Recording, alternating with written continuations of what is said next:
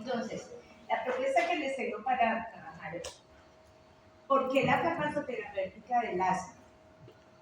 Porque voy a utilizar el modelo de la Organización Mundial de la Salud de prescripción razonada. Lo que vamos a hacer y lo que ustedes van a hacer de aquí hasta que dejen de ejercer, y es el análisis frente a cualquier patología, desde una gripa hasta el cáncer.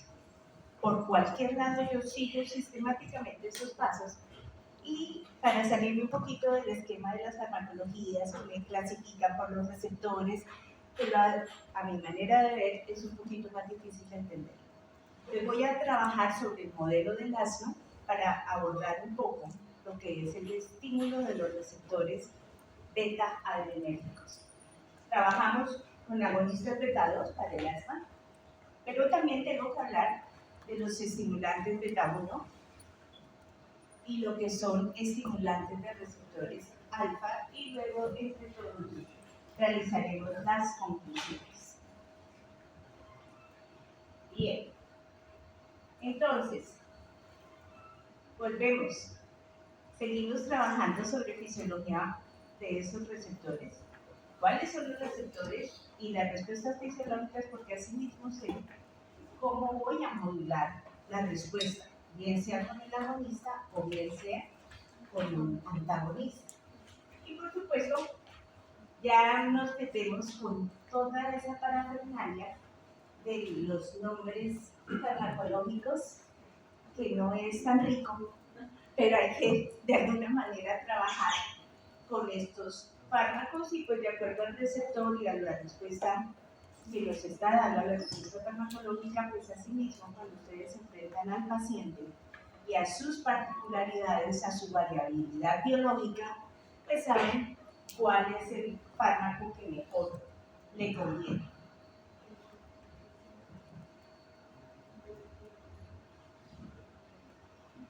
Ahora la sesión es de ustedes, el valor está en la cancha de ustedes.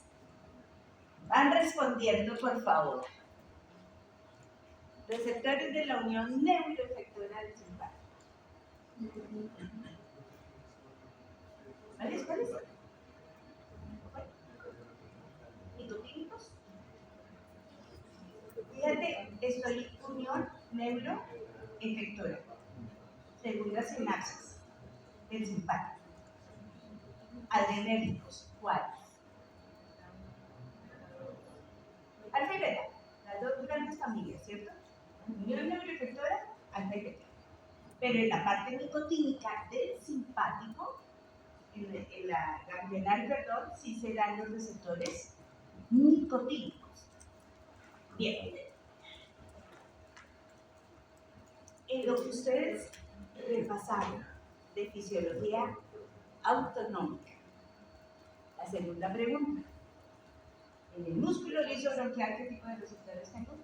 Los beta-2 adrenérgicos. ¿En dónde? ¿Solo músculo liso bronquial? Si yo como sistema respiratorio, ¿qué tipo de receptores tengo en el músculo liso y en glándulas bronquiales? ¿Señor? ¿También? Claro. Entonces ahí yo estoy con los dos sistemas. Recuerden que yo tengo receptores muscarínicos, tengo el M3 y el M4, músculo liso y en glándula bronquial. Yo puedo trabajar sobre parasimpático, sobre simpático, para modular asma. Ahí ya tendré que mirar en qué estado estoy, si en una crisis, si estoy en medio de crisis, y ya me cambia la cosa. Pero por lo menos saber esa ubicación. Corazón, ¿cuáles son los receptores de simpático?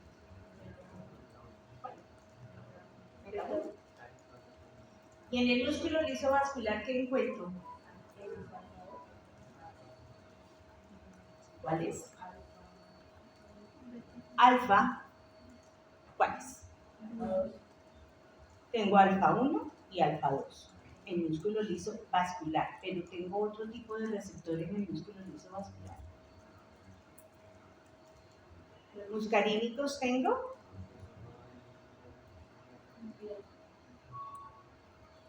no es tan relevante la presencia del muscarínico, pero sí no puedo dejar de lado el receptor beta 2 y músculo liso vascular.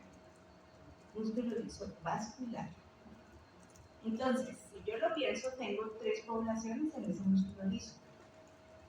Alfa 1, alfa 2, beta 2. Lo que tengo que pensar es cuando yo estimulo las tres familias de receptores, hay una descarga adrenérgica.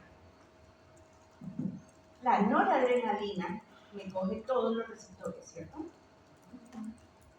Si me coge la alfa 1, el alfa 2 y el beta 2 al tiempo, en el músculo liso vascular, ¿qué sucede? ¿Cuál es la respuesta fisiológica del estímulo beta 2?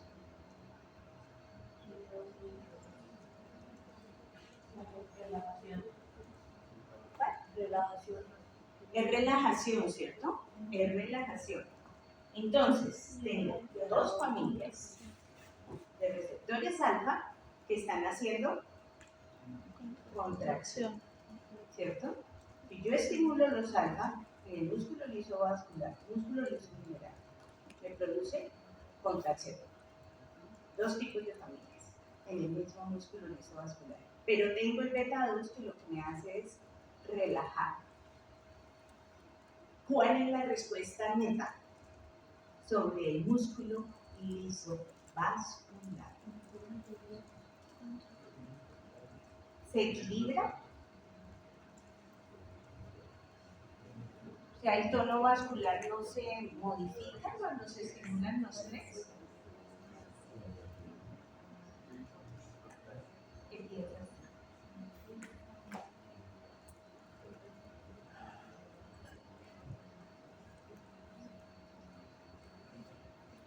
Bueno, efectivamente la respuesta predominante es la de la alfa, que es el vasoconstrictor.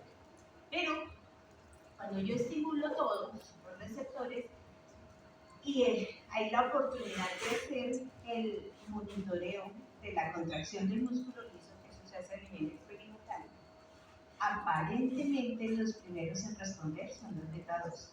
Entonces, hay una respuesta inicial vasodilatadora, pero que inmediatamente es superada por el estímulo de los receptores alfa y sigue la vasoconstrictora sostenida.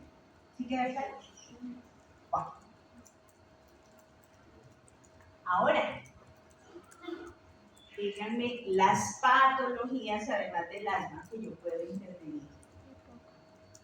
EPOC, ¿qué más puedo intervenir desde el simpático? En un choque. ¿Perdón? En un choque.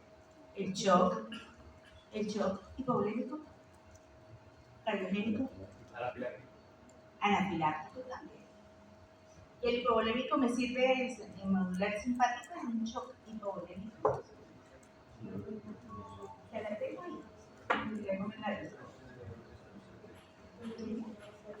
En sepsis también puedo modular. Es decir, cuando yo tengo shock cardiogénico, cuando yo tengo el shock hipovolémico, sí, solo sí, cuando tengo un buen soporte volémico. Es decir, estoy haciendo reemplazo con líquidos o con sangre. En esa condición puedo ya entrar a modular. De lo contrario, agravo la condición. Bien. Entonces, paro cardiorrespiratorio en urgencias. Ustedes tendrán que utilizar o modular ese sistema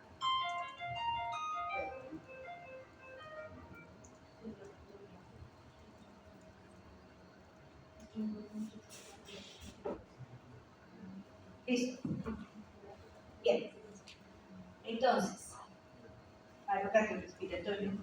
En hipertensión puedo modularlo.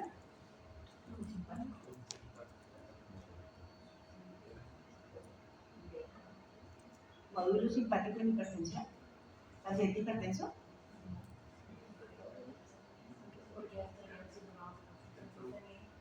Modularlo sí, ¿Estimularlo? No. ¿Mm? Ahora, ¿puedo estimular el alfa-2 presináptico en hipertensión? Sí. Estimular el alfa-2 presináptico. El problema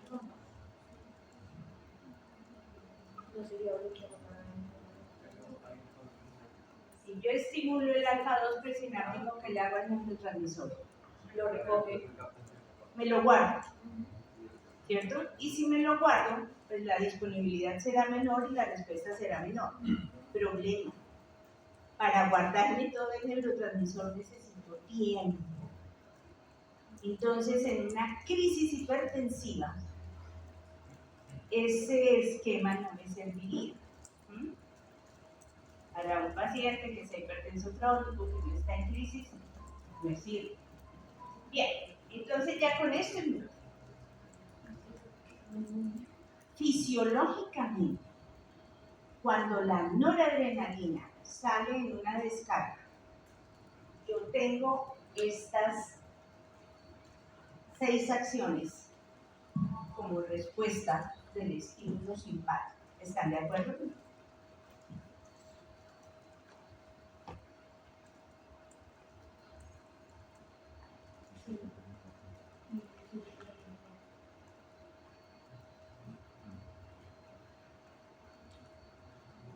¿Por qué en el músculo liso tengo los dos tipos de respuesta, inhibitoria y excitatoria? ¿Cómo así?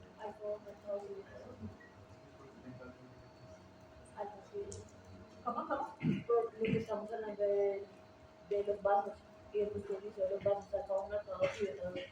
Exacto, entonces todo depende de la población de receptores que tiene el órgano. Entonces ahí sí tengo que pensarlo bien.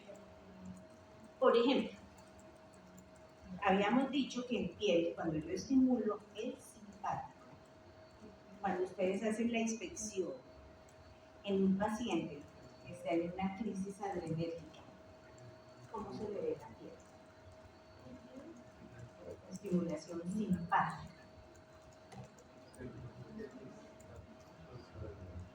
O piénsense ustedes cuando tienen así un ataque de ira. Inicialmente, la respuesta inicial. Y yo puedo tener dos respuestas. La respuesta inicial cuando hay un ataque de ira, ¿cómo se ve la piel? ¿Se siente cómo está? ¿Cómo? Tú dices roja. Todos se ponen coloraditos cuando están muertos de la rabia. O alguien empalidece. Normalmente tengo una respuesta inicial, lo que es en piel, y es una vasoconstricción porque yo necesito asegurar el flujo sanguíneo en músculo esquelético. Acuérdense que el simpático es lucha y huida. Cuando yo estoy muerto en la rabia. Entonces, muchas respuestas, pero inicialmente hay vasoconstricción cutánea tratando de asegurar la perfusión sanguínea hacia el músculo esquelético. Luego los vasos sanguíneos del músculo tienen que vasodilatar para asegurarse que tenga esa buena perfusión y que no vaya a entrar en acidosis láctica. Excitatoria cardíaca. ¿Sí o no? Las 4 propiedades, ¿cierto? Inotrópico, cronotrópico, barnotrópico y bromotrópico positivo. Acciones metabólicas. ¿Qué será? Y acciones endocrinas. En la metabólica yo creo que puedo tener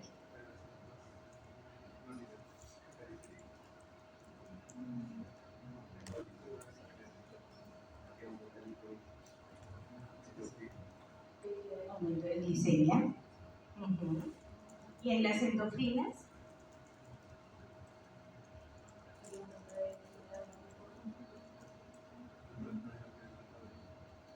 habíamos dicho que con la activación simpática yo tengo un incremento o una estimulación del eje renina, angiotensina, aldosterona. Entonces la renina está aumentando, por supuesto la secreción pancreática, que me explicaría esa hiperglicemia.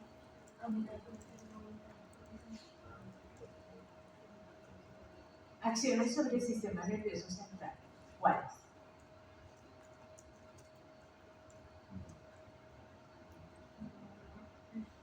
Ustedes salen trasnochados de su casa cuando van para un parcial. Y de pronto no se dieron cuenta, van a cruzar la calle y les meten el pito. ¿Qué sucede ahí con el sueño? Quedan alerta y siguen alerta. Llegan ya prácticamente sin sueño, a pesar de haber pasado de lejos. Entonces, yo tengo una acción de vigilia por estimulación simpática a nivel central. ¿Mm? Tengo respuesta también sobre el apetito. ¿Cuál es la respuesta simpática sobre el apetito? ¿Aumenta o disminuye? Usualmente disminuye. Pero habrá personas que ante el estrés aumentan la ingesta. ¿No? Pero eso ya tiene otro tipo de respuesta también involucrada. Bien, ¿y cuáles son las acciones presinápticas?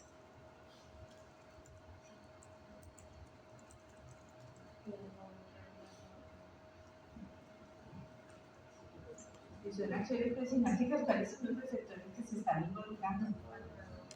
El altador presináptico. Luego, esa acción presináptica es la modulación de la recaptación. O estimulo o bloqueo recaptación del neurotransmisor. Esto es lo que sucede fisiológicamente. Ahora, desde el punto de vista farmacológico, ¿puedo hacer todo el tiempo? ¿Con alguna molécula?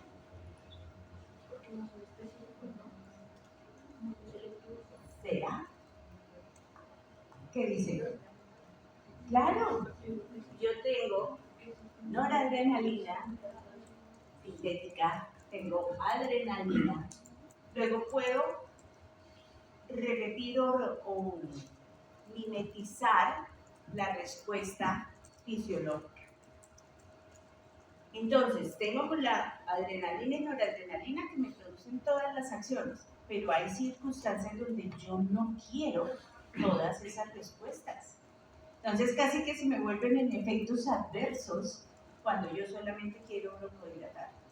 Yo no quiero la respuesta vascular, yo no quiero la respuesta excitatoria cardíaca. No quiero sobreestimular el sistema nervioso central de un paciente. Entonces empiezan a generar moléculas un poquito más selectivas, pero no sin estimular los receptores endógenos. Bien, entonces, cuando yo pienso en simpáticos miméticos, tengo que revisar la estructura química del neurotransmisor. ¿Cuál es el esqueleto común a todos los fármacos que sean simpáticos miméticos? Esta es la estructura de la feniletilamina con su carbono alfa y beta, y sobre ese esqueleto es que se hacen todas las variaciones en los radicales para poder mejorar la cinética, para que me dure más el efecto, para que me resista la acción enzimática o para que me haga más selectiva la respuesta farmacológica. Entonces, sobre ella, ustedes verán que toda la estructura química es común con este esqueleto. Bien, entonces, vamos a coger el asma. La Organización Mundial de la Salud me dice que frente a cualquier patología, yo debo pensar en 7 pasos. No, perdón. Y son esos. Llámese como se llame. Yo siempre tengo que hacer una correcta identificación del problema. Si no, partiendo de un mal diagnóstico, pues todo lo demás sale mal. Lo segundo, objetivos terapéuticos. ¿Qué es lo que yo quiero lograr? Entonces, ustedes como médicos de urgencias, fíjense que cuando vamos a urgencias, yo puedo tener 3 motivos de consulta, además de la urgencia. y siempre se dice lo que le está afectando en ese momento se lo puedo resolver. Las otras dos molestias pasan a un mediano plazo. Entonces, cuando yo tengo un paciente, tengo que priorizar cuál es el objetivo terapéutico. Si el paciente está en paro, ¿cuál es el objetivo terapéutico? Reducción. ¿Cómo? Sacarlo del paro. Yo lo que no quiero es que se muera. Mi objetivo es reanimar, ¿cierto? Ya después del paro, que viene la arritmia, las complicaciones que se me puedan presentar, las voy manejando y voy fijando objetivos frente a cada cosa. Entonces, cada paso, sistemáticamente ustedes lograrán que al final de la carrera, y tanto su ejercicio lo hacen casi que intuitivamente no se están dando cuenta que están siguiendo estos otros pasos. Entonces, fijamos nuestros objetivos terapéuticos. Yo tengo que en la identificación del problema, además del diagnóstico, obviamente yo tengo que conocer los estadios y la evolución de la patología. Una gripa, me llega la persona, ay, con el escalofrío, el malestar general, no quiere nada. ¿Cuánto le va a durar ese malestar? ¿Cuánto dura una gripa? Normalita sin complicaciones. De 3 a 5 días, puede ir hasta 7 días.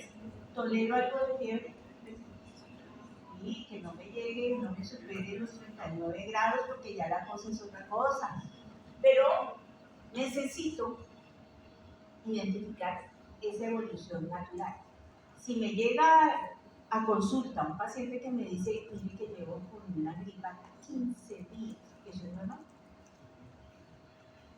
Busquen complicación, o senos paranasales, o el oído, o amígdalas, hay algo más. O se me sobreinfectó y se me complicó con otro cuerpo. ¿Sí? Entonces necesito conocer siempre la evolución natural. Llámese como se llame, lo mismo con un cáncer. Cáncer de tiroides, empezando como es, si ya está avanzadito o si está en una fase terminal. Siempre tengo que conocer cómo se dan las cosas con y sin intervención. El otro punto que les recomiendo es la fisiopatología. Si yo estoy con el paciente hipertenso, sé cómo es la fisiopatología. Si estoy con paciente en falla cardíaca, conozco la fisiopatología. O debo conocer. Si no la conozco, repasamos.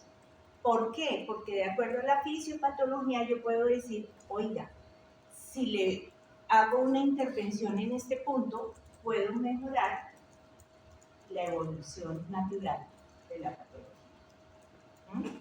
Dependiendo de cuál, algunas, lo único que lograré es mejorar un poquito calidad de vida, pero no logro alterar la evolución. Falla cardíaca, nunca la voy a revertir. Freno un poco la evolución, pero no la puedo revertir. La única manera sería con un trasplante. ¿Sí? Entonces, eso hay que saberlo con las patologías. Y de acuerdo a lo que yo voy a hacer. Entonces, ¿cuál es mi intervención? No farmacológica. ¿Cuál es la intervención no farmacológica para una gripa? ¿Cómo? No exponerse al frío, que se quede en casa para que no me contagie el resto, que tome mucho líquido. ¿Y cuál líquido? Que la aromática, que la guadacanela, que lo que quieran, con el cariño de mamá, con el cariño de quien sea, pero igual necesito hidratar. Con el jengibre, con canela, con lo que quieran, pero necesito hidratar. Y luego sí, para hipertensión, para infecciones respiratorias, yo lo primero que hago, yo tengo 7 grupos farmacológicos para poder enfrentar una hipertensión. Fíjense que no estoy hablando la hipertensión de Pepito Pérez. Estoy hablando de hipertensión en general. O sea, mi arsenal, ¿cuál es? Y siempre el médico general debe desplegar cuál es su arsenal disponible. Aún no estoy pensando en el paciente que tiene enfermo, sino todo lo que está en el mercado o disponible. Y luego sí, que despliego todo mi arsenal, ahora sí me iba a Pepito Pérez, y Pepito Pérez me ha dicho en la historia que es alérgico a. Ahí ya empiezo yo a descabezar de todo mi arsenal que no le sirve a Pepito Pérez. Entonces viene esa selección del medicamento. Y la selección la hago con base en el quinto punto. Siempre comparo esos tres aspectos: perfil farmacológico, conveniencia y perfil de seguridad. ¿Qué entienden ustedes por perfil farmacológico? Distribución, metabolismo, Señora, lo de la farmacocinética. esa farmacocinética va más en conveniencia. El perfil farmacológico hace más referencia a la farmacodinámica. Pero a la farmacodinámica, ¿en qué sentido? ¿Cuál es el blanco? ¿Cuál es el mecanismo? ¿Cuál es la respuesta farmacológica? ¿Sí? Acciones farmacológicas deseadas. Aquí en el perfil farmacológico es lo que yo deseo, lo que el medicamento me puede brindar para el manejo de la patología que sea. Y en la conveniencia sí estoy mirando desde vía de administración, formas farmacéuticas disponibles, la farmacocinética, porque ahí sí empiezo ya a establecer al paciente cómo le va a ir de acuerdo a sus antecedentes y a la misma patología. ¿Y perfil de seguridad qué es? Sí, sus medicamentos. Entonces son efectos adversos, cuáles son las contraindicaciones absolutas y relativas. Ese es el perfil de seguridad.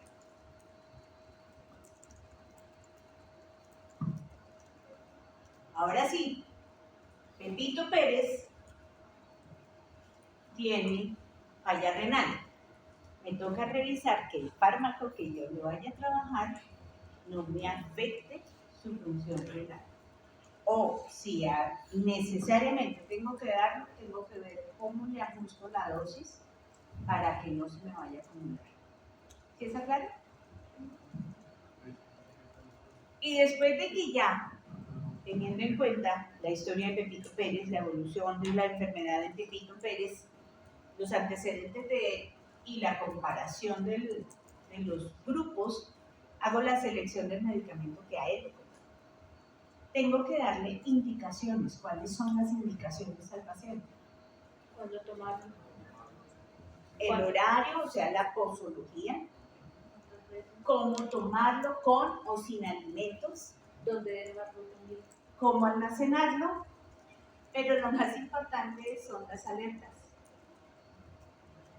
Advertir cuáles son las reacciones adversas frecuentes y con cuáles reacciones tienen que devolverse a consulta. Son las señales de alarma de acuerdo a las reacciones adversas. Y finalmente el seguimiento. Yo le entrego la fórmula, le doy las indicaciones y tengo que decirle, venga control en tanto tiempo.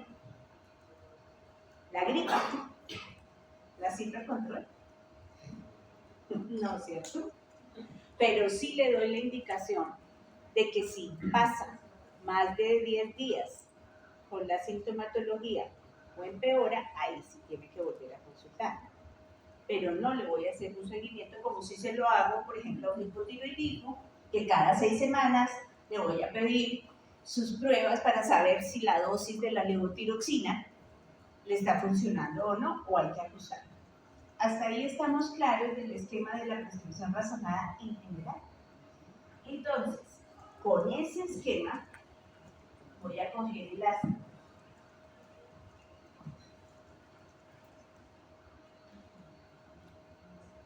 Listo, arranquemos con el primer punto de la prescripción razonada. Ese primer punto tiene 7 puntitos.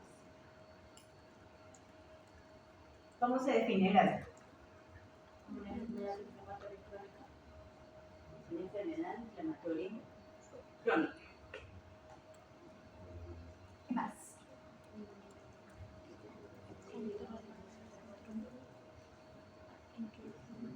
Entonces, se caracteriza, o sea, son los signos que fácilmente me permiten identificar que mi paciente está en una crisis. La tos, las sibilancias, la hipersecreción, esa opresión torácica, y usualmente la crisis asmática tiene un ciclo circadiano, por decirlo así, y es que es más a la madrugada, porque las crisis usualmente se me desencadenan más en la madrugada o en las noches avanzadas. ¿Qué pasa en ese momento? Especialmente aquí en Bogotá, el frío. Sí, señora. Me baja mucho la temperatura hacia las 2, 3 de la madrugada, y ahí es donde tenemos la expresión de la crisis. Epidemiológicamente, miren estas cifras, ¿qué opinan?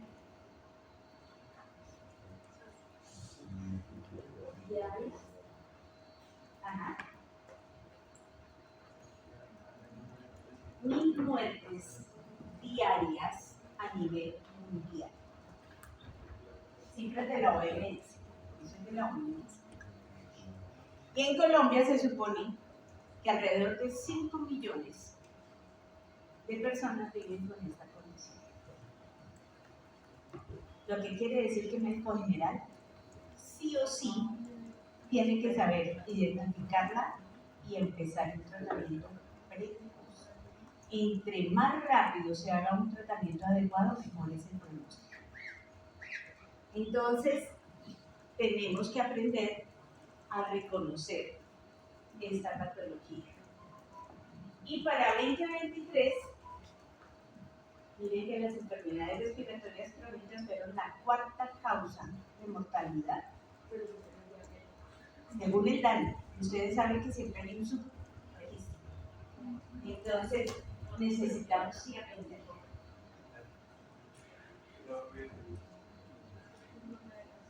Fisiopatología. Se supone que cada vez que se expone a los alergenos, ¿cuáles son los alergenos más frecuentes que desencadenan la crisis asmática? El polen, el polvo, los ácaros, y el peluchito del niño que siempre anda por el piso y ahí es un reservorio de ácaros. A veces en las mascotas les echan la culpa de las crisis asmáticas, otros dicen que se liberan las crisis con la mascota, no sé, pero sí cargan ácaros. Entonces, ahí hay que tener cuidado. Entonces, esto es lo que sucede, se exponen al alergeno o al irritante y tenemos esa activación celular con la liberación de citocinas, los infiltrados, y todo eso va a terminar en la medida que se me hace repetitivo, frecuente, en la inflamación crónica que me lleva a un engrosamiento de la pared. Y por supuesto está la exacerbación, que es lo agudo, la parte inflamatoria aguda, y está la parte a largo plazo crónica mal manejada. Aquí es un poquito más extensa la fisiopatología con horas. Tengo una respuesta inflamatoria temprana de las primeras 2 horas, una tardía en las siguientes 6 horas.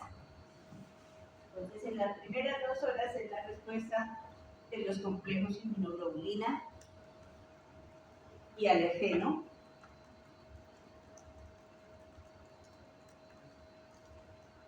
Y ya con la liberación de los mediadores inflamatorios desde los mastocitos, histamina, leucotrienos, prostaglandinas, interleuquinas.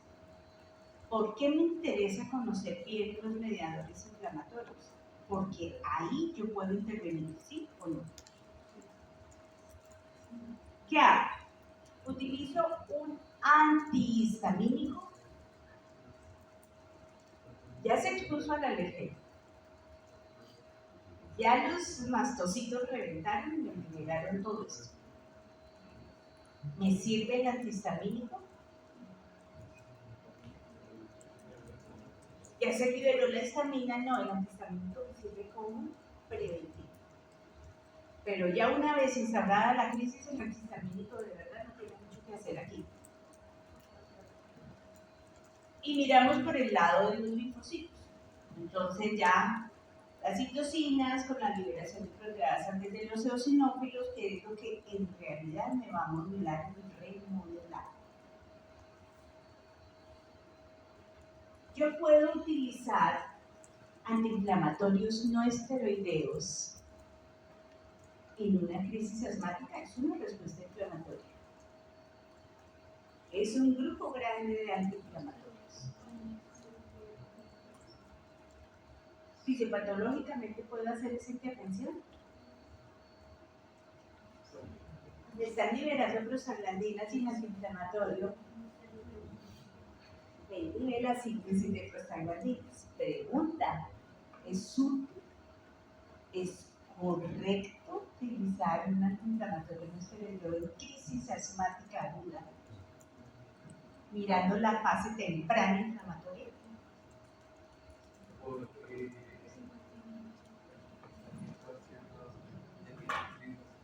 ¿A partir de qué se sintetizan las prostaglandinas? ¿Verdad? Por un lado, la figura de prostaglandinas y por el otro, de todas formas, incluso al darse una Bueno, uno tiende a pensar que sí sería como útil, pero recuerden que en membrana celular, fosfolípidos, yo tengo el ácido araquidónico, ¿cierto?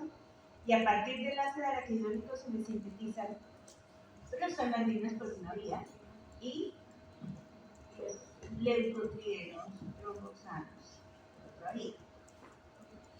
Si yo miro los leucotrienos, es decir, yo puedo inhibir la síntesis de prostaglandinas, pero me queda libre y trabajando la otra vía, que es la que sintetiza los leucotrienos. Y los leucotrienos me generan broncoespasmo.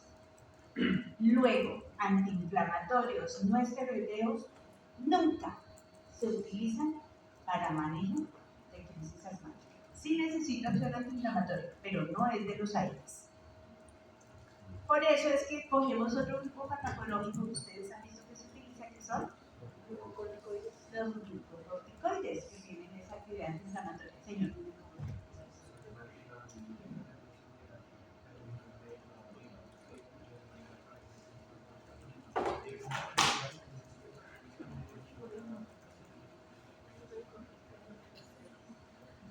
Se supone que una dosis, no.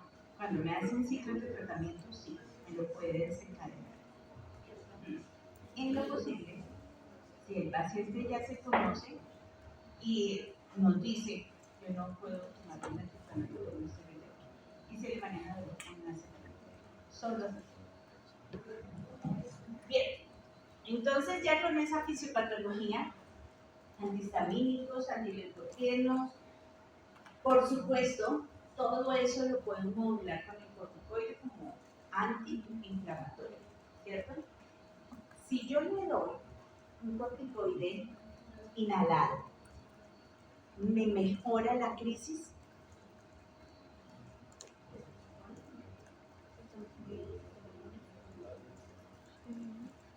Ya se me liberó todo esto mediadores. ¿Me mejora la crisis con el corticoide que yo le estoy dando? El corticoide es antiinflamatorio, es inmunosupresor.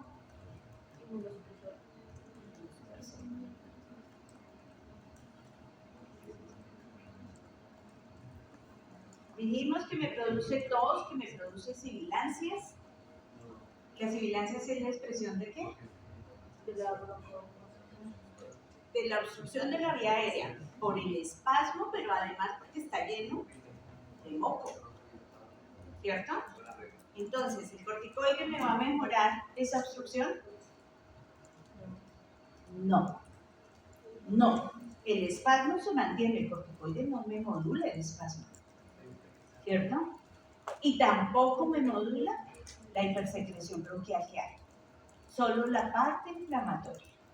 La parte inflamatoria. Entonces, por eso es que ustedes verán siempre que va un matrimonio ahí, que es un broncodilatador y el antiinflamatorio. Usualmente va así. Bien. Sigamos. Y el remodelado, que es el engrosamiento de la vía aérea, que es, como les decía, cuando las crisis son repetitivas, no se hace un buen ciclo de tratamiento. Voy a terminar con un paciente que viene siendo una enfermedad pulmonar obstructiva crónica. No todos terminan allá, pero eso sí se me va a presentar dispersión de las citoquinas de las proteasas, la fibrosis que me va llevando y pues por supuesto me va comprometiendo la función ventilatoria. ¿Cómo diagnostico el asma? La crisis es fácil, cuando lo tengo en interficie pues ya me toca apoyarme en estas pruebas diagnósticas. Vamos con la espirometría, la tasa de flujo respiratorio máximo, pruebas de provocación bronquial. Cuando el paciente es alérgico a muchas cosas, hay que hacerle esos test cutáneos. Hay que hacerle también la hiperactividad bronquial, a ver a qué es lo que se le está provocando, pero esas pruebas son especializadas y las hará el alergólogo. La radiografía sí la puedo ver con la idea de ver qué tan cronificado está, si hay atrapamiento de aire. Y por supuesto, vamos a hacer pruebas analíticas para tratar de determinar ese origen alérgico, donde voy a cuantificar la inmunoglobulina E, los eosinófilos, que me llevan a pensar en un fenómeno alérgico. Como médico general, ¿yo a qué llego? A la radiografía de tórax y la tasa de flujo respiratorio máximo. Miren este cuadro de evolución natural. ¿Qué opinan de ese cuadro? El asma más frecuente en mí, aunque tengo el asma del adulto,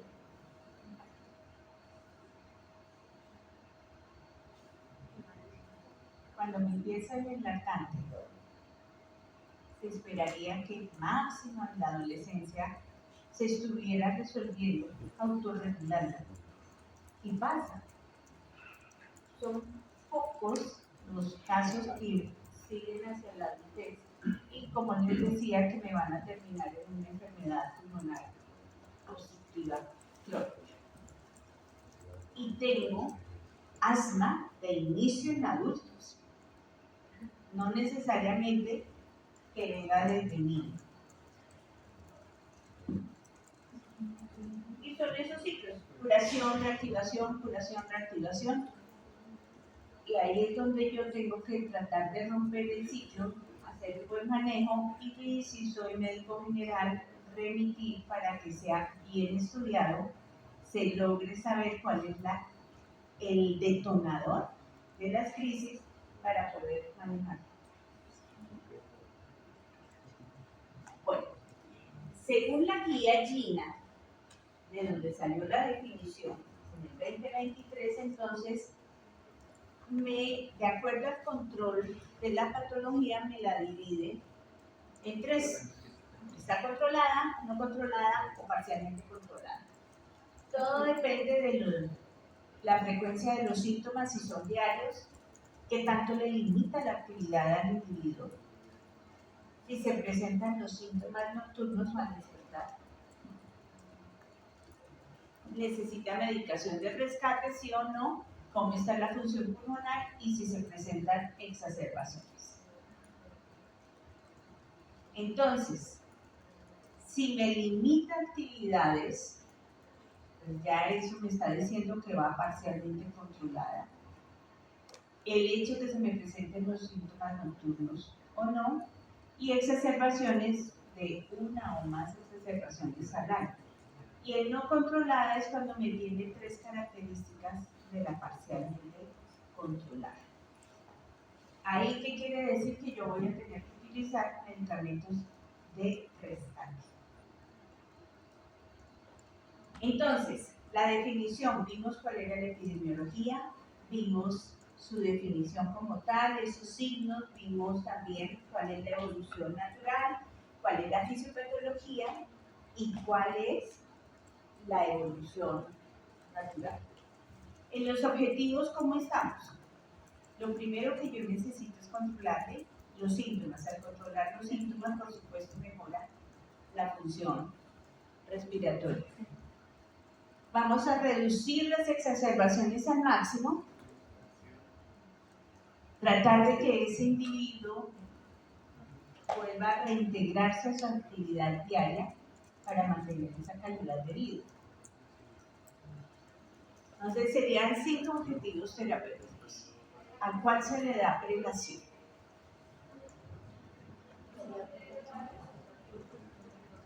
¿A cuál le da prelación? ¿O cómo hacen ustedes eso? ¿Y con qué lo logran? Señor. ¿Para cuál le das? No, ¿para cuál le das prioridad? Pues está entre reducir al mínimo las exacerbaciones o limitación de la actividad física. O la limitación de la actividad física. La limitación de la actividad física. Bueno, yo tengo el paciente que se me está desaturando, lo veo moradito, con tirajes intercostales, entonces en este momento, recibiéndolo en urgencias, lo primero es el control de los síntomas. Con el control de los síntomas casi que lo otro viene añadido, pero probablemente no en el momento de la urgencia, sino un poquito más a mediano plazo. Entonces, con el control de los síntomas, pues me mejora la actividad física, pero una vez supera la crisis, ahí sí viene cómo voy a manejar al paciente de aquí en adelante en forma preventiva, porque quiero reducir las exacerbaciones. O sea, eso ya está en el momento ambulatorio. Y al reducir las exacerbaciones, pues la actividad física le mejora y calidad de vida también. Ok. Entonces, estrategias no farmacológicas para manejo de asma. Pregunta, ¿yo puedo tener una estrategia no farmacológica en medio de una crisis? No. Ahí ya me tocó medicamento. Pero de forma preventiva, sí. Entonces ahí es donde ya juega papel importante el identificar cuál es el alergeno que se le está desencadenando para poder escoger el tratamiento. Y pues mis medicamentos los tengo. ¿Cuáles son los de rescate? ¿Cuáles son los preventivos? ¿Y cuáles son los controlados?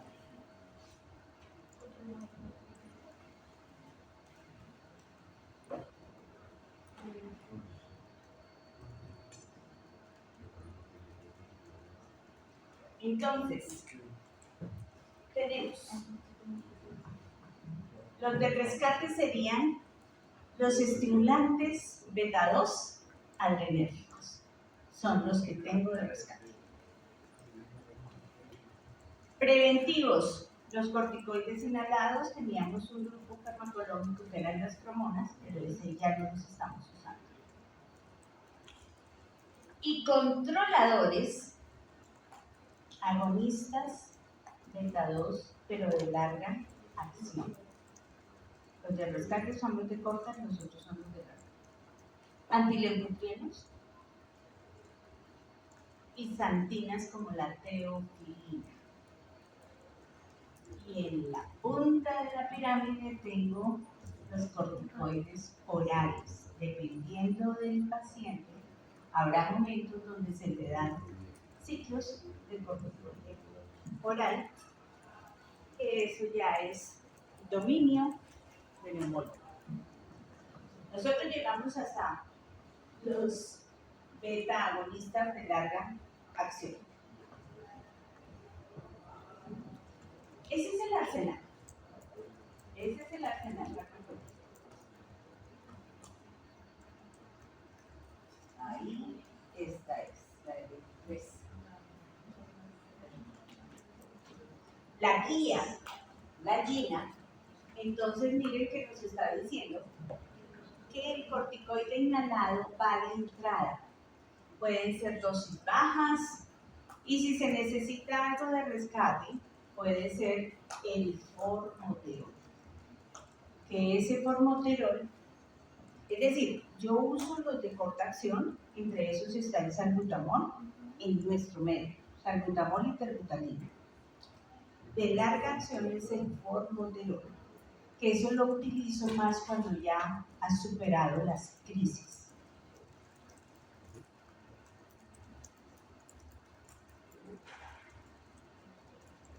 Pero también tengo, ya hacia el paso 5, tengo los de larga acción, o tengo los antileucotrienos, o tengo los antiinmunoglobulina E, que ya son los pacientes de difícil manejo y que voy de la mano con alergólogo. Pero miren ese círculo virtuoso que tiene la guía arriba, que es, siempre hay que revisarle al paciente la dosis, en la historia, evaluar realmente qué le retiro, qué le adiciono, pero independiente de todo el corticoide es como el inicial, y sobre el corticoide voy poniendo broncodilatador.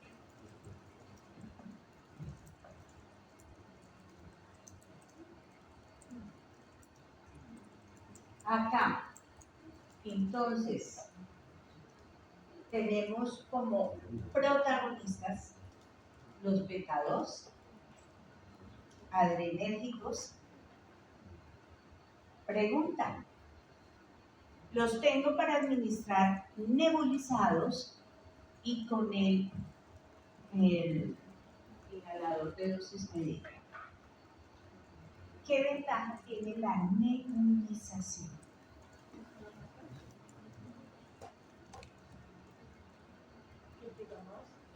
Señora, No es que se pierde menos en el ambiente, llegan más. entonces va con cierta presión, sí, pero va humidificado, que eso le ayuda a disminuir la irritación de la vía aérea. La biodisponibilidad, ¿cómo es? Alta o baja.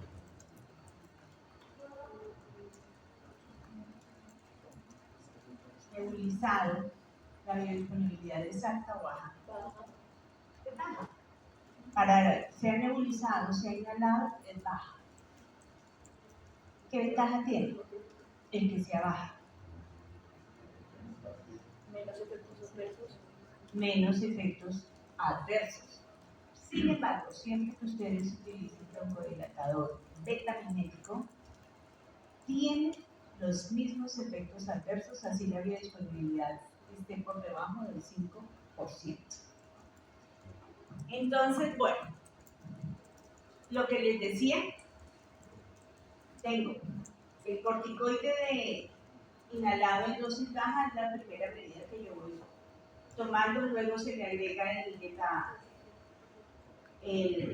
agonista beta 2 de corta acción, luego sigue el de larga acción, antileucotrienos, y la última es el corticoide oral y la terapia antiinmunoglobulina E, que es el omalizumab. Ahora sí, entonces, en el contexto del asma voy a referirme únicamente a los agonistas beta 2 adrenérgicos. ¿Cómo se llama esto? Es el esqueleto de la fenilamina, ¿cierto? Entonces, ese es el que comparte. Aquí yo tengo, cuando hago este reemplazo en el carbono beta, en el carbono alfa, y mantengo la amina, ahí tengo lo que es la noradrenalina. Esa es la estructura de la noradrenalina. Y si miro la de abajo, al final tiene un grupo metil, esa metilación es la que me la convierte en adrenalina.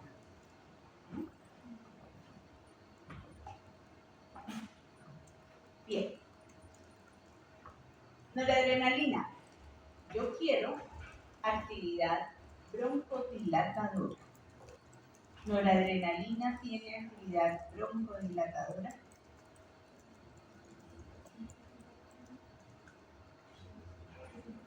No diría que sí, porque me coge todos los receptores. No diría que sí, pero resulta que tiene menos afinidad por el beta-2. Entonces, como tiene menos afinidad por el beta-2, la noradrenalina no la utilizo en caso de asma. Mientras que la adrenalina, esa sí tiene actividad sobre el receptor beta-2. Mayor afinidad, tiene mayor afinidad sobre el beta-2. Bien. Recordando nuestro receptor beta. Receptor metabotrópico. ¿El ionotrópico dónde está?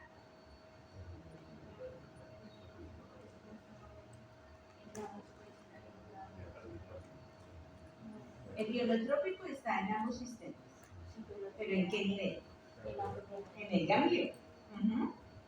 Es el que nos permite el paso de sodio y potasio. Entonces, este metabotrópico lo que hace con su neurotransmisor o moléculas parecidas, salbutamol, terbutalina, formoterol, todos esos lo que hacen es estimular la adenilciclasa, me aumenta el AMP cíclico, me produce la fosforilación de proteínas. Yo aquí estoy buscando la estimulación del receptor beta-2. El broncodilatador tiene poca afinidad por el beta-1, se supone que es selectivo. Pero si ustedes revisan las farmacologías y escuchan a los pacientes, el paciente que recibe el broncodilatador siempre se queja de qué? De taquicardia. De taquicardia y palpitaciones es lo más frecuente que ellos se presentan. Entonces viene la pregunta. ¿No es tan selectivo? Uno.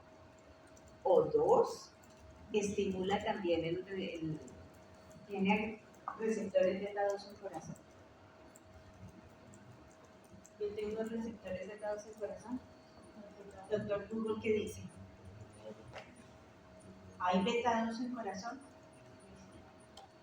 Para poder explicar que se me aumente la frecuencia y que se me aumente la fuerza de contracción.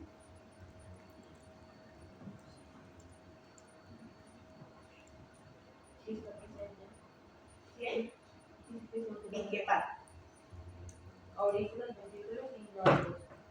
Bueno, entonces tengo estímulo de beta-2 directo, pero también me pierden selectividad. O sea, me va a coger los dos receptores que están en el corazón.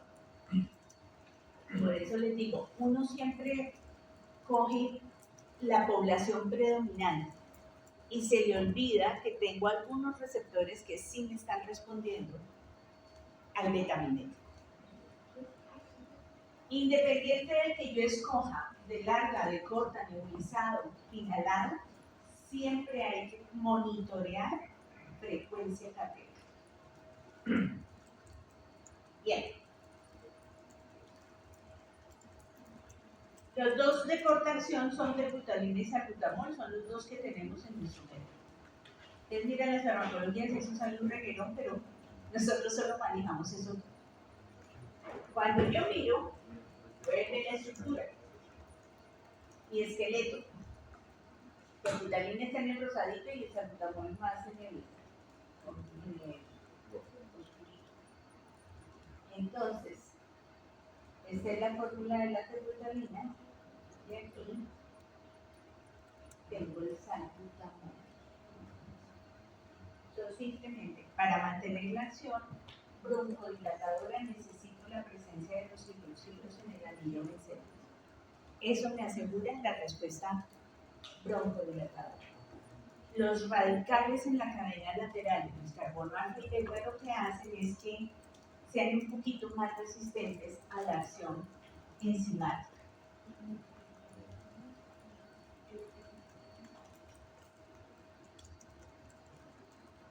Entonces, si yo lo pienso como perfil farmacológico, acuérdense que yo dije que comparo los fármacos en tres aspectos: perfil farmacológico, conveniencia y perfil de seguridad.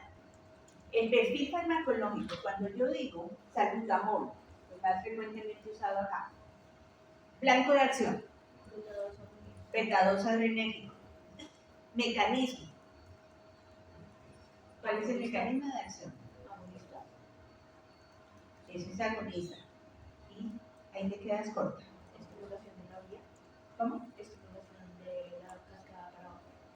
Exacto, pero entonces ahí cuando yo hablo de mecanismo es, ¿qué le está haciendo a ese blanco de acción? Entonces, me estimula el receptor beta-2 adrenérgico por la unión que tiene con las proteínas G, que por eso es metabotrópico. Me produce la señalización transmembrana. Dijimos que sobre adenilciclasa, ¿qué hace? Estimula la adenilciclasa, me aumenta el ADP cíclico y me fosforila proteínas. Eso es mecanismo de acción. Ahora, cuando yo digo acciones farmacológicas, ¿cuáles son? Lo que yo estoy esperando del salbutamol y la terbutalina, ¿qué es? Broncodilatante, ¿cierto? Pero además de eso, yo miro, tiene algo interesante y es el aumento de la motilidad ciliar. ¿Me sirve? Sí. ¿Para qué? Para barrer secreciones. Entonces, me gusta esa actividad porque además de relajarme el músculo liso, me está movilizando esas secreciones para sacarlas.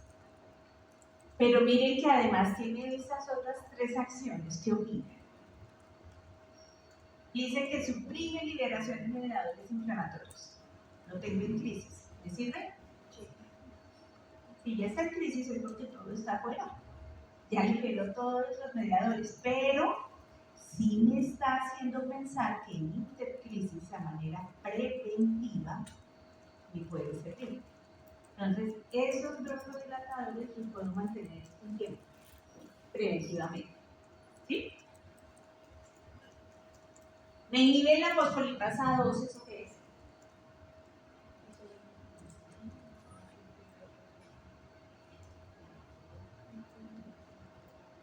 La fosfolipasa 2, ¿dónde está? En la membrana, ¿cierto? Y es la enzima que me va a actuar sobre los fosfolípidos como el ácido araquidónico. O sea que desde arriba estoy impidiendo la síntesis de prostaglandinas, pero también de leucotrienos. Por eso me gusta el corticoide más que la INS. Me disminuye la permeabilidad microvascular. ¿Eso qué es? Evita el paso de células inflamatorias. Señora, Evita el edema. me está disminuyendo el edema. O sea, yo en asma tengo edema, espasmo y aumento de secreción. Tengo que trabajar sobre esos tres signos para poder mejorar los síntomas. ¿Sí? Entonces, broncodilatadores betamiméticos, ¿les gustan las acciones farmacológicas? ¿Sí? Eso me gusta porque si yo logro mejorar el movimiento ciliar con la movilización de secreciones, ahí estoy evitando que el paciente se me vaya a sobreinfectar. Si estoy con un paciente mayor que hizo asma de inicio en el tardío, ya en la adultez, paciente de 70 años, con antecedentes de ser fumador, y que me empezó con asma, muchas secreciones. Ya tengo un EPOC declarado también. Ese paciente se me beneficia mucho de este broncodilatador, pero si yo uso un ipratropio o tiotropio, que lo vimos en la clase pasada, ¿qué pasa con las secreciones? ¿La secreción disminuye? Me disminuye el volumen, pero ¿cuál es el problema?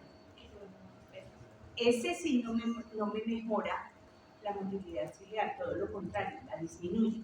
Es la secreción. Al hacerse más viscosa, se me queda, no me la puede sacar y se sobreinfecta. Entonces el ipratropio y el tiotropio no es como la mejor elección. Aunque puedo utilizarlo y ustedes verán que el paciente con EPOC lo uso simultáneo. Bien.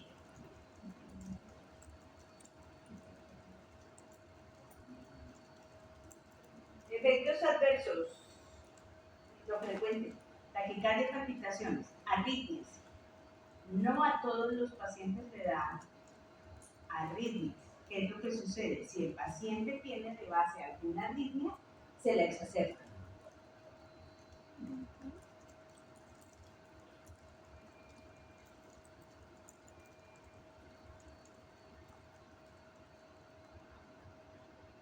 Bien, ahora vámonos con la farmacocinética. ¿Qué opinan? ¿Qué opinan acá? Ya voy con la conveniencia, ya pasé por la farmacodinámica, por el perfil de seguridad y ahora voy con la conveniencia. Paciente en crisis, necesito que el fármaco empiece a actuar rápido. El formoterol, aunque dice que empieza a los 10 minutos, hay dos razones por las que no lo usamos en crisis. Y es por su forma farmacéutica, que es polvo seco. Y si yo tengo al paciente en crisis, es por el formoterol. Ese formoterol pues me va a indicar más daño a él. Entonces no lo uso. Se lo dejo más para la crisis. El salmeterol es otro de larga acción. Son los dos de larga acción que tenemos en Colombia. Y los de corta, como les digo, las EPS a todos les suministran ese salbutamol, pero consigo también la reputatina. Empiezan a los 5 minutos, pero me dura 4 a 6 horas, mientras que los de larga acción puedo aplicarlo 2 veces al día. Se metabolizan a nivel hepático y se eliminan por vía urinaria.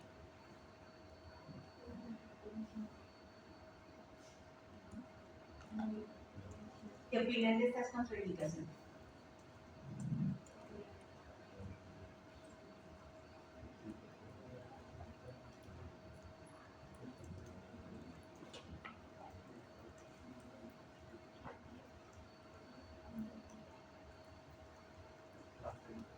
Mientras yo tengo un paciente que esté en falla cardíaca descompensado y no esté siendo tratado, es un riesgo porque lo agrava. Si el paciente ya viene tratado, puedo manejar una contraindicación de esas que llamamos relativas, solo la condición del paciente. Las arritmias, ya lo dijimos, las pueden exacerbar. Si yo tengo un paciente que ha tenido un infarto reciente, lo mismo. Debe estar recibiendo su tratamiento, debe estar monitoreado, y si se requiere hacer la broncodilatación, pues ahí tendríamos que revisar si le sirve más el betamimético o de pronto el antimuscarínico. En la tirotoxicosis, por la misma razón, acuérdense que en la tirotoxicosis yo tengo un aumento de catecolaminas que me están estimulando el receptor beta 1 cardíaco. lo que me produce una taquicardia, lo que me produce un aumento en la fuerza de contracción. Y si yo le administro un betamimético, pues por supuesto voy a incrementar esa respuesta. La diabetes aquí solo aplica para cuando usábamos el broncodilatador oral.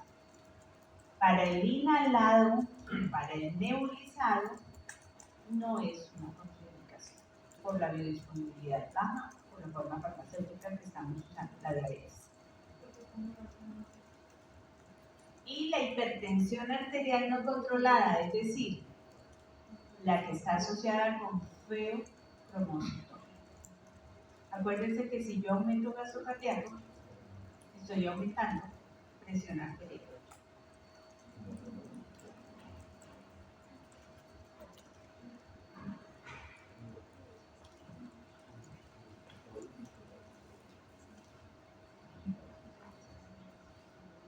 Las presentaciones disponibles en Colombia.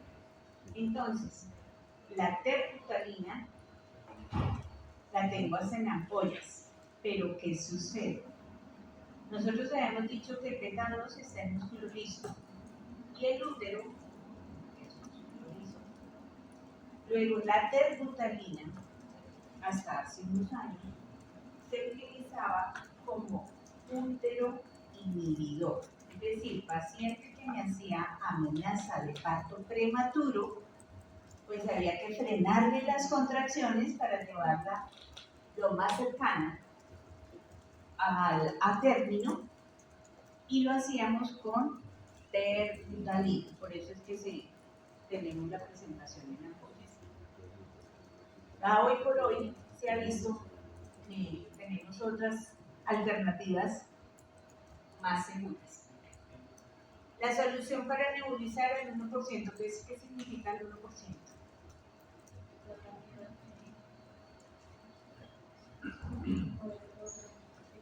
Cuando ustedes encuentran una solución, llámese anestésico local, llámese broncodilatador, llámese sulfato de magnesio, y se las pone en porcentajes. ¿Cómo hago yo esa lectura al 1%, al 0,5%, al 10%?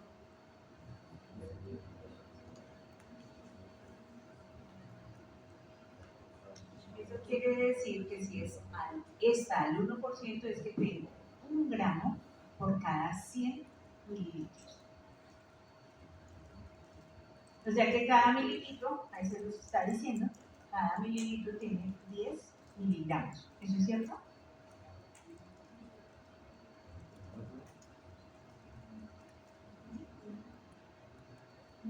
Un gramo son 1000 miligramos. Y esos 1000 miligramos están en 100 mililitros. Luego yo puedo decir que cada centímetro cúbico o mililitro tiene 10 miligramos. Conversiones. ¿Sí? Nos toca tener cuidado con esas conversiones. Bien. Pero también lo tengo para administración oral. Viene en jarabe y cada mililitro me está entregando 0,3 miligramos que se utiliza en pediatría. Y el inhalador de dosis medida nos está entregando 100 microgramos por cada disparo. El PUF es cada disparo. Normalmente la dosis son 2 disparos cada 6 horas cuando hay desbordarse.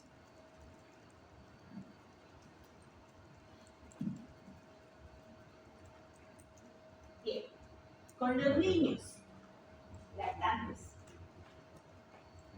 tengo problema porque ¿cómo hago para lograr que inhale cada puff que se le esté administrando? Entonces nos toca utilizar estos aditamentos, las aerocámaras.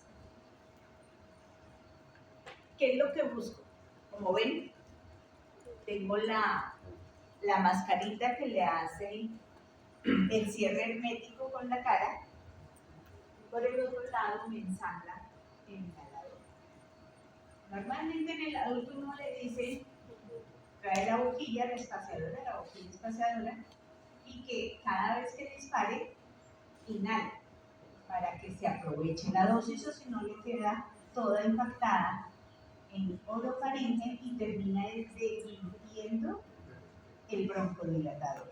Entonces, con el adulto es fácil, siempre y cuando esté en condiciones de comprender la indicación. Con el niño, como no puede, entonces lo que buscamos es que se le pone la camarilla y el niño normalmente llora cuando se siente que le están colocando la cámara. Y una vez ya tiene su ritmo de llanto, yo ya puedo disparar, lo dejo que llore, inhala, no le retiro el inhalador, lo dejo ahí unos 20 segundos a que la respire. Pero pues esas aerocámaras son caras.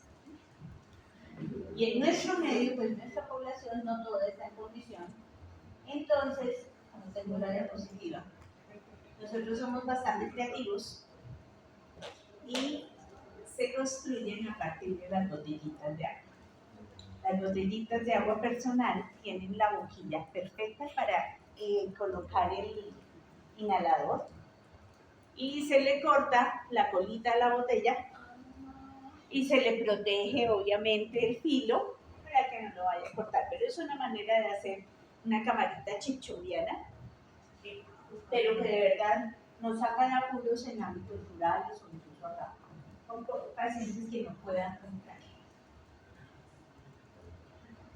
Bien, aquí está la presentación de los de larga acción o cuando estoy utilizando preventivamente la tetracyclina, por ejemplo. Y tenemos, esas son de polvo seco. Ustedes ven ahí, viene la dosis en un disco, que con la palanca yo la voy rotando y ahí me va marcando qué número de dosis es la que se le está administrando. Normalmente me alcanzan para 50 dosis y lo voy mostrando. Bien, entonces eso con los agonistas beta 2. Ahora nos vamos a hablar de los agonistas beta 1. Ustedes me dijeron que patologías como el shock cardiogénico los voy a usar igualmente en el paro cardiorrespiratorio. Volvemos a lo mismo. El receptor beta ligado a proteína G estimulante que me va a incrementar la contracción del músculo cardíaco. Pero también me puede incrementar la actividad del nodo sinoauricular. Volvemos a lo mismo. Noradrenalina, la tengo sintética. En todos los carritos de reanimación ustedes siempre tendrán noradrenalina, adrenalina y dopamina. Entonces, ¿yo qué quiero? Estimular el alfa 1, el beta 1 o el alfa 2. Si está en paro cardiorrespiratorio, ¿qué queremos? Yo quiero arrancar con el beta 1, pero no puedo desligar la respuesta A. Entonces arrancamos con nuestra RCP, se le va a administrar la noradrenalina para que me mejore el inotropismo, para que arranque ese cronotropismo por el estímulo del nodo sinoauricular. Puedo utilizar adrenalina, que estaría sobre todo los receptores. Recuerden que la adrenalina no tiene actividad beta 2. Adrenalina, tendré respuesta vasopresora, tendré aumento del gasto cardíaco por aumento de las 4 propiedades. Nuestras indicaciones que ya dijimos. Y la dopamina. Esta dopamina es uno de los fármacos interesantes porque sus respuestas farmacológicas son dosis dependientes. Bueno, Cuando estimulo el receptor dopaminérgico tipo 2, ese está en el riñón. ¿Qué estoy buscando? La activación del eje. Entonces, lo que estamos buscando es mejorar esa perfusión renal y que me aumente el gasto urinario.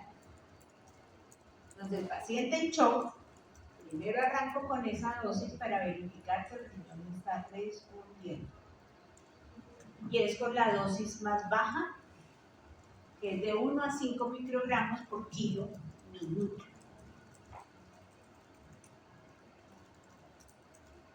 Pero para tener una respuesta sobre corazón, para poder incrementar gasto, para incrementar el inotropismo y el cronotropismo, pues tengo que utilizar las dosis intermedias, que son de 5 a 10 microgramos por kilo minuto.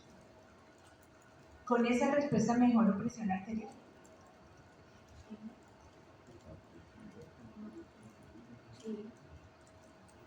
¿Qué dicen? ¿Qué opinan? Estoy mejorando fuerza de contracción, estoy aumentando la frecuencia, ¿me mejora la presión arterial? Sí. ¿Saben por qué? Porque estoy aumentando el gasto. Acuérdense que la presión arterial está dada por la resistencia vascular periférica y por el gasto cardíaco. Entonces, si yo aumento una de las dos variables, impacto presión arterial y estaría aumentando. En esta condición estoy trabajando únicamente sobre el corazón y se esperaría que tuviera alguna respuesta presora.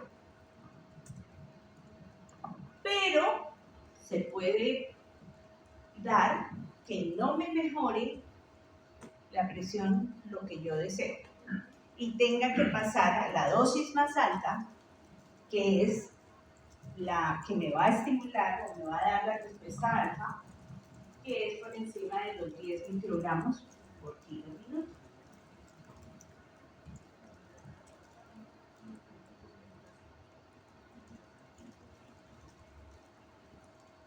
Esta dopamina entonces estará indicada igual, shock séptico, el shock cardiogénico, pero también en el síndrome de bajo gasto por falla cardíaca y la falla cardíaca descompensada.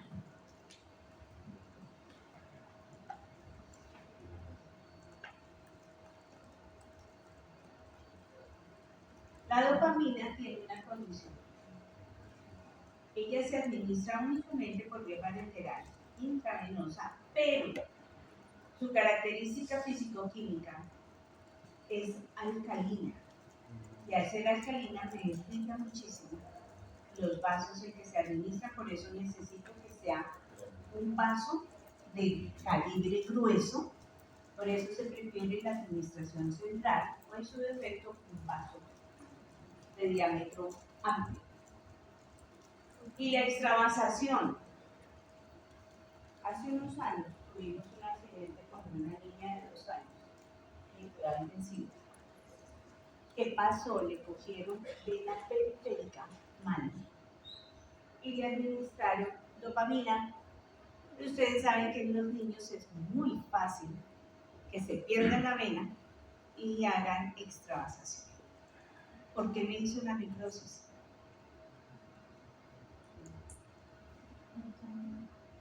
Yo quería respuesta beta, yo estaba pendiente de que me mejorara la respuesta cardíaca y terminó haciéndome la necrosis tisular. 3 dedos. ¿Por qué? ¿Qué opina? Como virus tiene respuesta alta, al extravasarse me produce una vasoconstricción local sostenida que si uno no se da cuenta inmediatamente, ya no revierte. Y a esa chiquita había que haberle administrado un vasodilatador como fentolamina local para revertir el efecto vasoconstrictor local por la extravasación, pero se dieron cuenta hasta las 6 horas. ¿En qué terminó la niña? En amputación.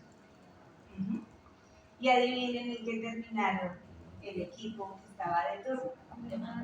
Por supuesto. Entonces ahí va el médico que orden dio, la enfermera, la jefe que orden dio y la auxiliar que orden cumplió. Y pues ahí todo el mundo tiene que asumir su responsabilidad.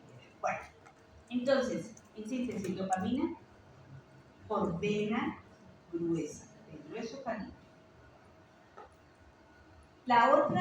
El otro fármaco que tenemos que me estimula esos receptores es la dobutamina. La dobutamina que es sintética y que tiene en su manufactura algo interesante. Ahí está. ¿Qué es?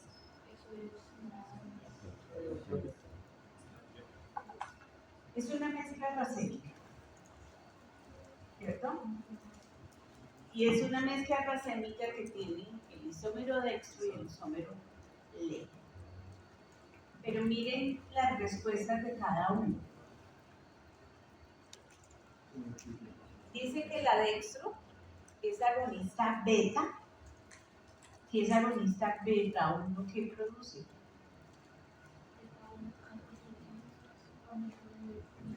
Lo mismo que las anteriores. Me aumenta el gasto, me aumenta la fuerza, me aumenta el cronotipo. Es lo mismo. Pero dice que es antagonista alfa. Entonces me vasodilata. ¿Yo quiero eso? Si el paciente está ahí en síndrome de bajo gasto, me gustaría una vasodilatación. No, menos. ¿No? ¿Por qué no? Le dice que es agonista beta. Ya me está mejorando el gasto. Ustedes no quieren vasodilatación. Si yo mejoro el gasto, el corazón tiene que estar bien perfundido. Entonces me gusta mucho que sea vasodilatador para asegurar que me responde bien al esfuerzo que se le está pidiendo. Pero el isómero levo me dice que es agonista alfa y agonista beta. Entonces, es una mezcla racémica 50-50. ¿Cuál es la respuesta neta? No tiene acción alfa. Se me bloquea la acción alfa, me queda más la respuesta sobre el corazón. Sin embargo, no todo es absoluto y hay pacientes que me hacen vasodilatación. Pero si me hacen la vasodilatación, aseguro la perfusión, pero algunos no pueden hacer perfusión. Eso hay que estarlo monitoreando siempre. Cuando comparo la respuesta cardíaca con las catecolaminas y otro fármaco que se llama el isoproterenol, ahí pueden ver cómo se me comporta. ¿Qué opinan?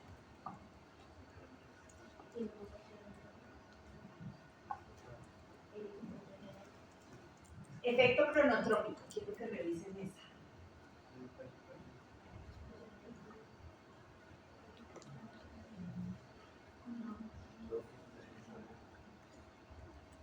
¿Qué pasa con el efecto cronotrópico? ¿Es lo que espero? No. Yo no espero que me baje la frecuencia cardíaca, pero la noradrenalina tiene la capacidad de desencadenar un reflejo vagal, que es lo que me explica, no tanto que me baje la frecuencia cardíaca, sino que no me deja subir tanto la frecuencia cardíaca. Mientras que las otras sí me disparan la frecuencia cardíaca. El isoproterenol no es catecolamina, sino fue el primer broncodilatador que se sintetizó y se utilizó para crisis asmática. Pero miren toda la respuesta cardíaca que produce. Y por esa razón se retiró la indicación de ser utilizado en crisis asmática para ser estimulante cardíaco. Entonces, y es el que más me incrementa el gasto cardíaco, más allá de la acción de las catecolaminas. Bien. Lo mismo, el shock cardiogénico, falla cardíaca, miocardiopatía dilatada, en Colombia una miocardiopatía dilatada, ¿quién me la causa? ¿Qué? Claro, la enfermedad de Chagas. Lo que les decía del isoproterenol, entonces es un agonista beta 2, beta 1, con su efecto inotrópico y cronotrópico positivo y el efecto broncodilatador.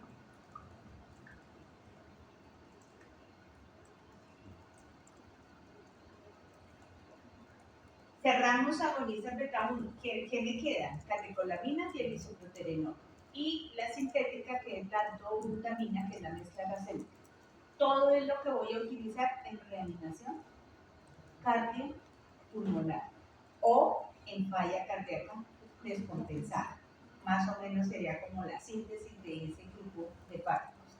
Todo de manejo intrahospitalario o puede ser prehospitalario cuando ustedes llegan a trabajar en ambulancias medicalizadas. ¿Queda claro? Agonistas alfa-adrenérgicos, ¿en quién quiero yo usar eso?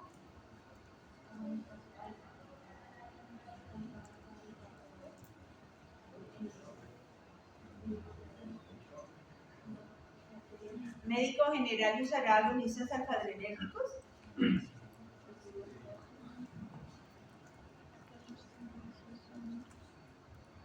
Claro que sí, claro que sí.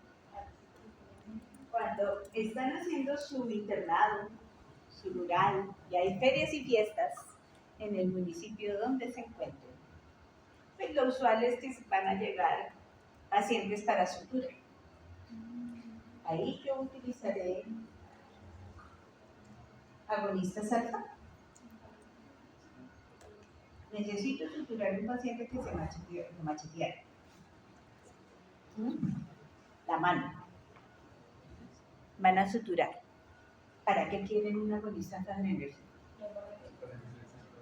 Para disminuir el sangrado. Yo quiero poder suturar sin que esté sangrando tanto y poder lo que llamamos limpiar el campo.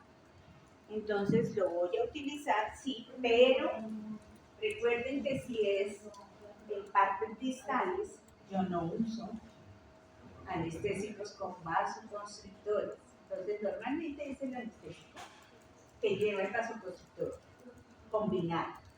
Pero si ustedes van a suturar oreja, nariz, pulpejos, nunca anestésico con vasoconstrictor. En partes distales.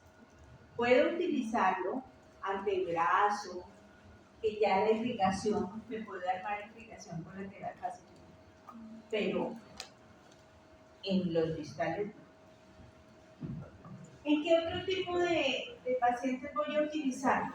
Estando en urgencias. Pacientes que tienen varices en la nariz, que me hacen hemorragias, epistaxis. Puedo utilizar la compresión con algún vaso constrictor.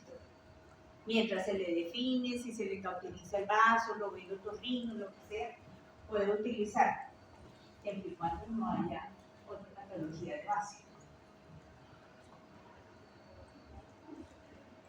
Entonces, ¿sobre cuál receptor voy a trabajar? ¿El 1 o el 2? Yo no los tengo selectivos, entonces termino trabajando sobre los dos receptores. Ellos están ligados a la proteína G. El 1 me estimula la fosfolipasa C y el 2 me inhibe adenilciclasa. Entonces, los vasoconstrictores, ustedes se familiarizarán mucho con los de acción local.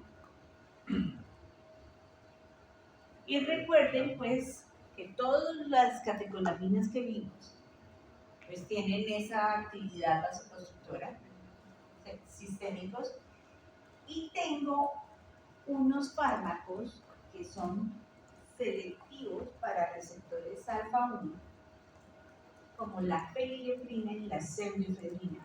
¿Qué les recuerdo?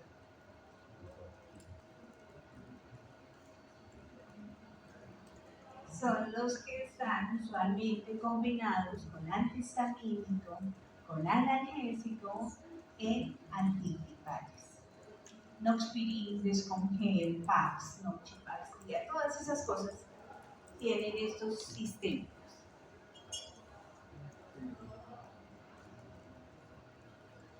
Y tengo el vasoconstrictor local, para acción local, fenilefrina, nafasolina los tengo para administración ocular, los tengo para administración nasal y los tengo para nebulización.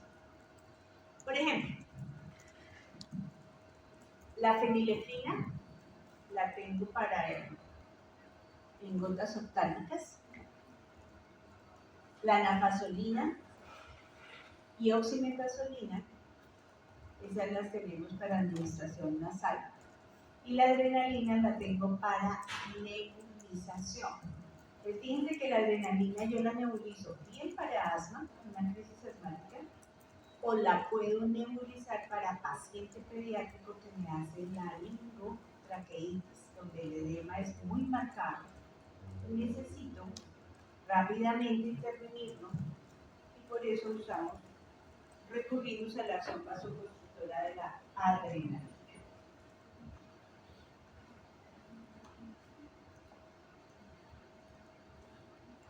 ¿Qué pasa con el vasoconstrictor local? El paciente rinítico usualmente recurre a esas goticas nasales para poder permear un poco la fosa, pero cuando se hace en forma crónica o por ciclos que me superen los 5 días, puede terminar. Es frecuente la sequedad de la mucosa nasal y se actúa por la administración del vasoconstrictor. Pero también me lleva a la isquemia y a la necrosis del tabique. ¿Quién me produce necrosis del tabique? Además de estos fármacos, ¿vale? A la isquemia, pero una práctica frecuente, la cocaína, la inhalación de la cocaína me produce eso. Entonces me puede llegar un paciente rinítico muy vicioso con su perforación del tabique. Hay que profundizar un poquito la historia. ¿Qué pasa con el vasoconstrictor? El paciente con rinitis tiene mejoría con las primeras dosis. Ya con la tercera, la respuesta no es la mejor. Y se me presenta esta presión que es la congestión de rebote. El paciente siente que empeora su cuadro clínico después de administrar varias veces el vasoconstrictor. ¿Por qué el insomnio y las palpitaciones si lo estoy administrando por vía nasal?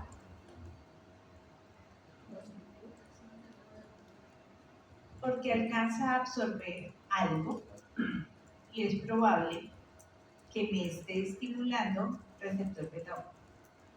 Por eso las palpitaciones. Sobre todo cuando abusan del vasoconstrictor.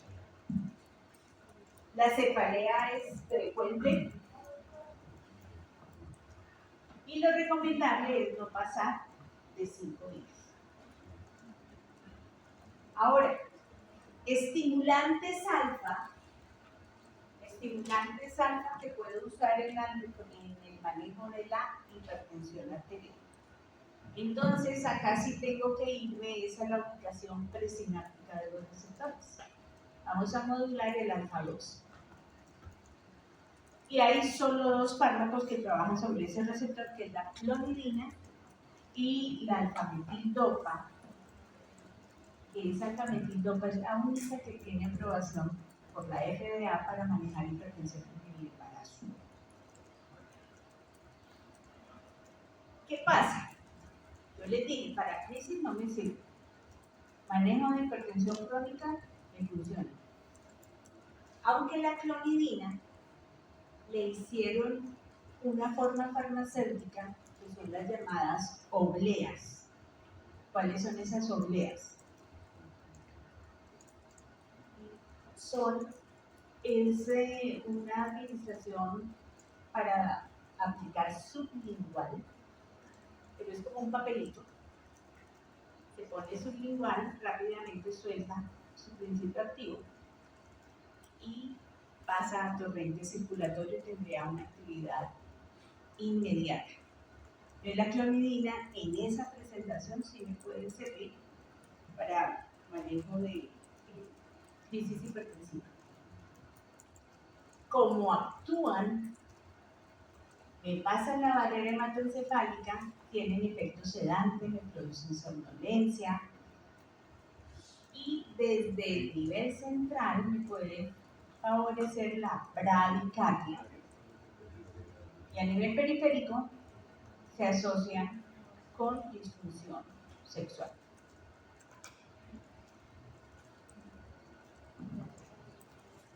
Entonces, betamiméticos como antihipertensivos son los que me están estimulando el receptor alfa-2 presináptico que se guarda en neurotransmisor. La alfa-metildopa tiene un segundo mecanismo que me ayuda a explicar el efecto antihipertensivo y es que se dice que produce un falso neurotransmisor. Ella puede entrar al botón terminal donde se está dando la síntesis y las enzimas, o sea, la hidroxilación, la decarboxilación, va a darse sobre la molécula del fármaco y termina produciendo lo que es la metilnoradrenalina, que no tiene actividad estimulante sobre los receptores adrenérgicos. Esa es la segunda explicación de la alfa-metildopa.